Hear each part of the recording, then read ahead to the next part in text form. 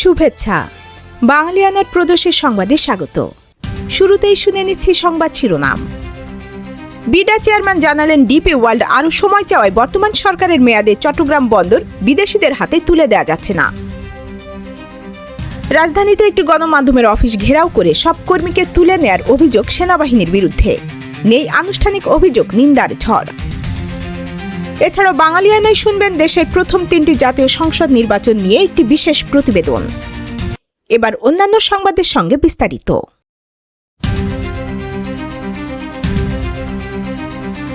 এই সরকারের আমলে ডিপি ওয়ার্ল্ডের সঙ্গে চট্টগ্রাম বন্দর ইজারা চুক্তি হচ্ছে না বলে জানিয়েছেন বাংলাদেশ বিনিয়োগ উন্নয়ন কর্তৃপক্ষের নির্বাহী চেয়ারম্যান আশিক চৌধুরী।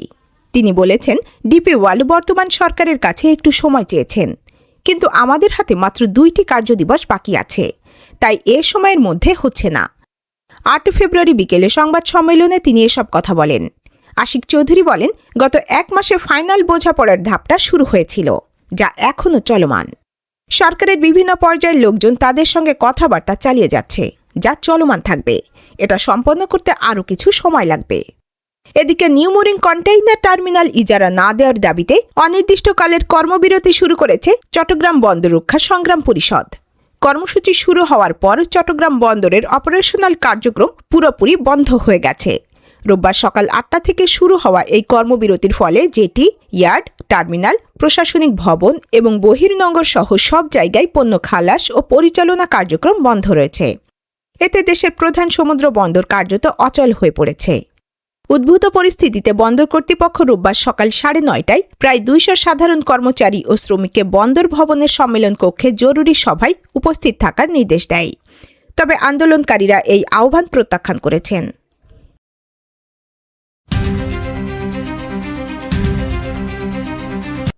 1970, 1973 এবং 1979 সালের নির্বাচন। বাংলাদেশের রাজনৈতিক ইতিহাসে 3টি অত্যন্ত গুরুত্বপূর্ণ মোড় এই 3টি নির্বাচন। এই 3 নির্বাচনের মাধ্যমে একটি জাতির জন্ম, প্রথম সংসদ গঠন এবং পরবর্তীতে রাজনৈতিক পট পরিবর্তনের ধারা সূচিত হয়েছিল। 1970-এ সাধারণ নির্বাচন ছিল অবিভক্ত পাকিস্তানের প্রথম এবং শেষ সাধারণ নির্বাচন। বঙ্গবন্ধু শেখ মুজিবুর রহমানের নেতৃত্বে আওয়ামী লীগ পূর্ব পাকিস্তানের 169টি আসনের মধ্যে 167টি লাভ করে নিরঙ্কুশ সংখ্যাধিক্য অর্জন করে। পশ্চিম পাকিস্তানে জুলফিকার আলী ভুট্টোর পাকিস্তান পিপলস পার্টি সংখ্যাগরিষ্ঠতা পায়। এই নির্বাচনের ফলাফলে স্পষ্ট করে দেয় যে বাঙালি জাতি আর বৈষম্য মেনে নেবে না। পাকিস্তানি শাসক গোষ্ঠী ক্ষমতা হস্তান্তরে অস্বীকৃতি জানালে তা শেষ পর্যন্ত 1971 সালের মহান মুক্তিযুদ্ধের দিকে ধাবিত হয়। অর্থাৎ এই নির্বাচনই ছিল স্বাধীন বাংলাদেশের ভিত্তিপ্রস্তর।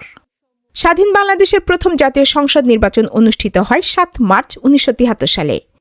যুদ্ধবিধ্বস্ত একটি দেশে নতুন সংবিধানের অধীনে এটি ছিল গণতন্ত্রের পথে প্রথম পদক্ষেপ।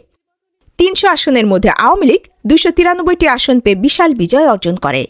বঙ্গবন্ধু শেখ মুজিবুর রহমান পুনরায় প্রধানমন্ত্রী নির্বাচিত হন। বিরোধী দলগুলো অত্যন্ত সামান্য আসন লাভ করে। 1975 সালের 15 আগস্টের ট্র্যাজেডি এবং রাজনৈতিক অস্থিরতার পর এটি ছিল দ্বিতীয় জাতীয় সংসদ নির্বাচন। 18 ফেব্রুয়ারি 1979 সালে জেনারেল জিয়াউর রহমানের শাসনামলে এই নির্বাচন অনুষ্ঠিত হয়। তৎকালীন সামরিক শাসক জিয়াউর রহমানের নবগঠিত দল বাংলাদেশ জাতীয়তাবাদী দল বিএনপি 207টি আসন পেয়ে জয়লাভ করে। মালিক উকিলের নেতৃত্বাধীন আওয়ামী লীগ 39টি আসন পেয়ে প্রধান বিরোধী দল হিসেবে আত্মপ্রকাশ করে।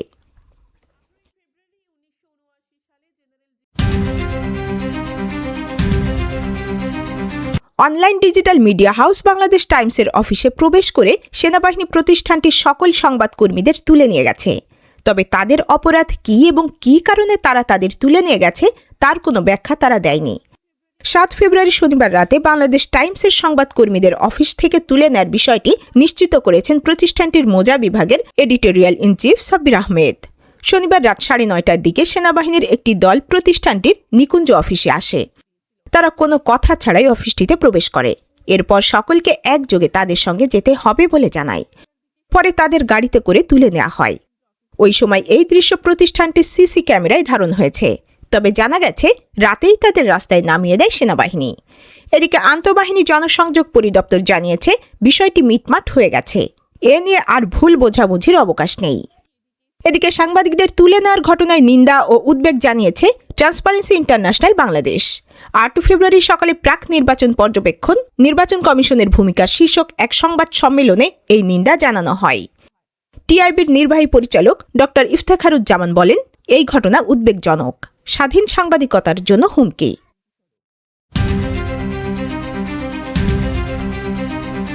আসন্ন জাতীয় সংসদ নির্বাচনকে ঘিরে মুসলিম নন এমন সম্প্রদায়ের 50% বেশি মানুষের মধ্যে উদ্বেগ কাজ করছে বলে দাবি করেছে centre for governance studies CGS. দেশের ভিন্ন ধর্মাবলম্বী 505 জন মানুষের মতামত জরিপ করেছে প্রতিষ্ঠানটি। জরিপে অংশগ্রহণকারীদের মধ্যে 50% বেশি মানুষ ভোট নিয়ে উদ্বিগ্ন বলে দাবি করেছে সিজিএস। এছাড়া 25% বেশি উত্তরদাতা নিজেকে অনিরাপদ বা চরম অনিরাপদ বলে মনে করেন বলে জরিপের ফলাফলে বলা হয়েছে। উল্লেখ্য যে অতীতে বিভিন্ন সময় বাংলাদেশে সংসদ নির্বাচনের পর ভিন্ন ধর্মাবলম্বী বিশেষত হিন্দুদের ওপর হামলার ঘটনা ঘটতে দেখা গেছে। সেই কারণে নির্বাচনকে ঘিরে তাদের মধ্যে প্রায় উদ্বেগ লক্ষ্য করা যায়।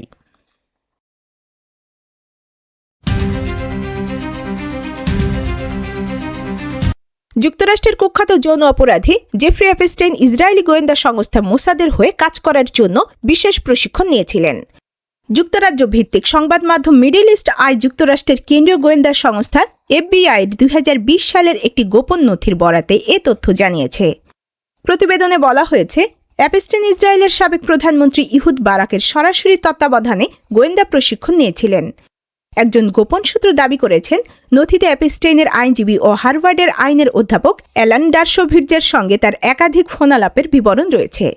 সেখানে এপস্টাইনের সঙ্গে কথা বলার পরপরই মোসাদের পক্ষ থেকে ডারশোভিটজকে কল দিয়ে বিস্তারিত জানা হতো।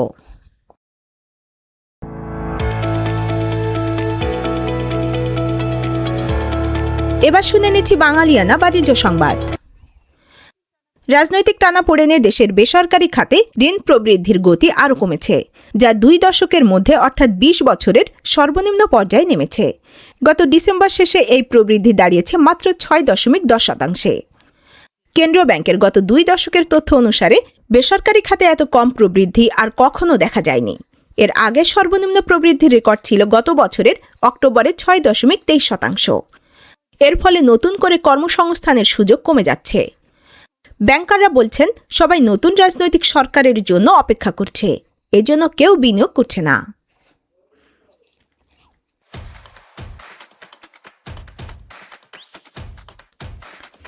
এবার শুনে নিচ্ছি বাঙালিয়ানা ক্রীড়া সংবাদ।